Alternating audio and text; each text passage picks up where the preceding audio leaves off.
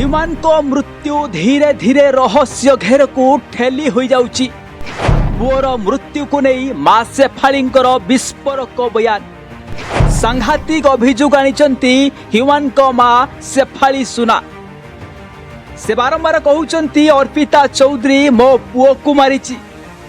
Human को प्रतारणा करिबा सह बर्बाद करी मो पुओ को मारी देला। शेषरे से अर्पिता पाई मो पुओ डिप्रेशन रो शिकार हुई मरीगला। दर्शक बंधु, लोकप्रिय ओडिया कंठशिल्पी ह्यूमान सागर मृत्यु एबे विवाद घेरे। ह्यूमान को मां सीधा सीधा पुअर मृत्यु पाई अर्पिता को प्रथम दायी बोली कहिसंती। हाँ दर्शक बंधु, तांको मां जहा कहिसंती जदि कथाटी सत हुए ताहाले ह्यूमान आपे आपे मरी नाहांती। ह्यूमान को चक्रांत करी मारा जाइछि, बरं तांकर मृत्यु पछरे अनेक रहस्य लुचि रहिछि। एमिति कि तांको मां सीधा सीधा कहिसंती कि तांको पुअर मृत्यु पछरे 3 जनकर हाथ अछि। सेमानक मध्यरु जणे महिला और अन्य 2 जण पुरुष अटंती।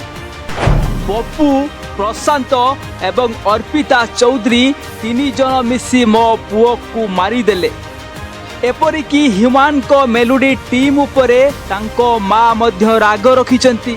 से कहिचंती जे मो पुअर एही असुस्थता पई तांकर मेलोडी टीम मध्य दायी। तांको स्टेज प्रोग्राम को बाध्य करी पठा जाउथिला। मो पुओ को ता पीए माने व्यवहार करुथुले। हॉस्पिटल आनिबा बदल रे स्टेज रे चढ़ेबा को बाध्य करुथुले। आउ सेपटे मो पुओ को धक्का देई ओडिया कंठशिल्पी अर्पिता चौधरी मो पुओ को मारिदेला। एमाने समस्ते मिसी मो पुओ को मारिदेले। हाँ दर्शक बंधु, एमिति किछि सांघातिक अभियोग आनिछंती ह्यूमान को मां शेफाली सुना।